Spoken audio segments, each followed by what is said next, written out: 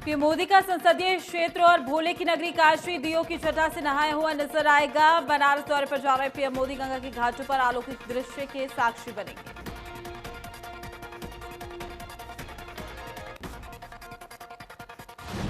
ये पहली बार होगा जब प्रधानमंत्री काशी की देव दीपावली में शामिल होंगे। काशी में देव दीपावली के मौके पर गंगा के 84 घाटों पर लगभग 15 लाख दिए जलाए जाएंगे।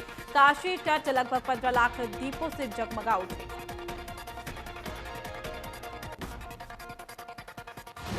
दिल्ली हरियाणा की सीमा पर प्रदर्शन कर रहे किसानों के धरने का 5वां दिन। नए कृषि कानूनों के खिलाफ प्रदर्शन कर रहे किसानों ने सिंधु बॉर्डर से हटने से इनकार कर दिया है। किसान संगठन के नेताओं ने देश की राजधानी दिल्ली में प्रवेश के सभी 5 रास्तों को बंद करने की चेतावनी दी।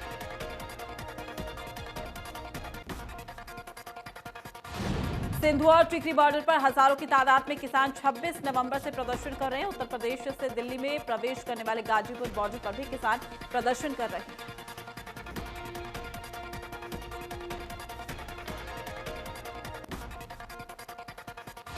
किसानों के आंदोलन को लेकर राहुल गांधी ने केंद्र सरकार पर निशाना साधा। ट्वीट करके लिखा है कि किसान आवाज उठाता है तो उसकी आवाज पूरे देश में गूंजती है।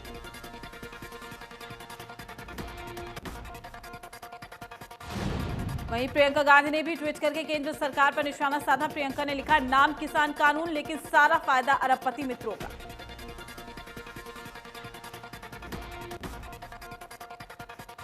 कृषि कानून को लेकर ट्विटर पर केंद्रीय मंत्रियों का जवाब। केंद्रीय मंत्रियों ने ट्वीट करके लिखा, किसानों को ट्विटर से समझाने की कोशिश में जुटे हुए मंत्री रविशंकर प्रसाद ने कहा कि मंडियां पहले की तरह चलती रहेंगी, एमएसपी जीवित है, सरकारी खरीद हो रही है।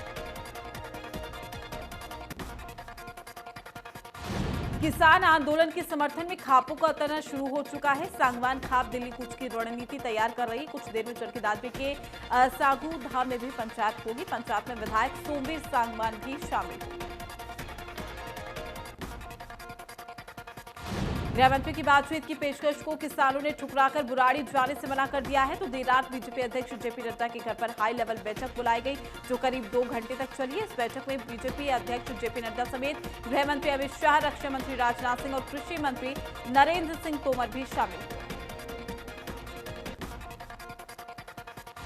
25 नवंबर से आज तक सरकार के 3 अध्यादेशों के खिलाफ चला किसान आंदोलन अब दिल्ली की ओर कूच कर गया है और इसी के चलते हरियाणा पंजाब के शंभू बॉर्डर पर भी अभी और आने जाने वाले किसानों के लिए लंगर का इंतजाम जारी है। दिल्ली जाने वाले या वापस आने वालों के विश्राम के लिए लंगर के साथ साथ इंतजाम किए गए।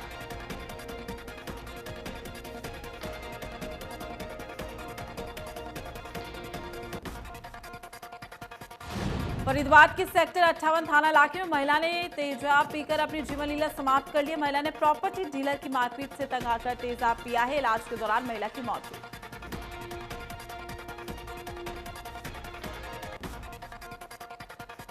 बल्लभगढ़ में एक तरफा प्यार में पागल व्यक्ति ने महिला के गले पर धारदार हथियार से वार कर दिया है। आरोपी महिला को 3 दिनों से परेशान कर रहा था। पीड़ित महिला ने फोन पर पुलिस को शिकायत भी की।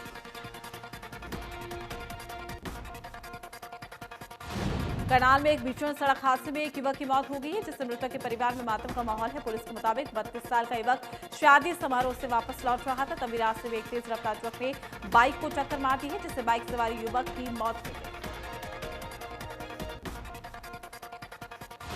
करनाल जाट महासभा का चुनाव हुआ है। सुरेंद्र लाठर करनाल जाट महासभा के प्रधान बने हैं। सुरेंद्र लाठर जाट महासभा के सर्वसम्मति से 2 बार प्रधान रहे। जोगिंदर लाठर के छोटे भाई।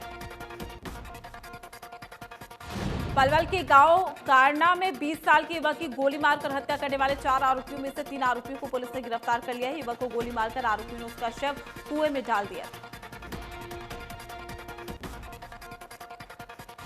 किसान आंदोलन की वजह से गोहाना की सब्जी मंडी में आने वाली सब्जी और फलों पर रोक लग गई है और इस रोक की वजह से मंडी में फल और सब्जियों के दाम बढ़ने लगे। भिवानी के विधायक घनश्याम सराफ ने कहा कि समाज के अंतिम व्यक्ति तक लाभ पहुंचाने के उद्देश्य से हरियाणा सरकार कार्य कर रही है। समाज के सभी वर्गों को साथ लेकर आगे बढ़ने का काम किया जा रहा है।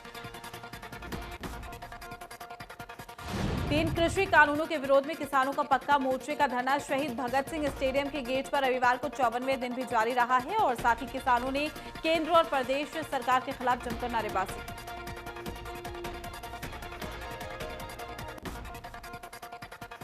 नरवाना सीआईए पुलिस के हाथ लगी ये बड़ी सफलता। 400 किलो डोडा पोस्ट के साथ तस्कर गिरफ्तार है, जिसकी बाजार में कीमत लगभग 30 लाख रुपए।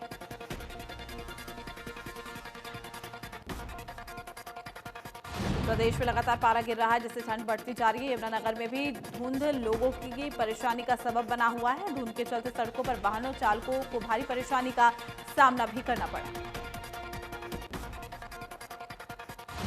भिवानी में कोरोना के चलते 2 लोगों की मौत हो गई। 2 बुजुर्गों की कोरोना के चलते मौत हुई है। एक दिनौद गांव से तो दूसरा नाथुवास का रहने वाला था।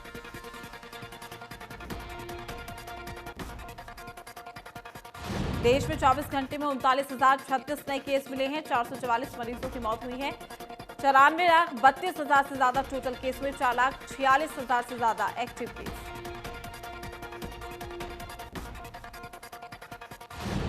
दिल्ली पर कोरोना का शिकंजा 24 घंटे में सामने आए हैं। 4,906 नए केस, 68 लोगों की हुई मौत। 35,000 से ज्यादा केस हैं एक्टिव।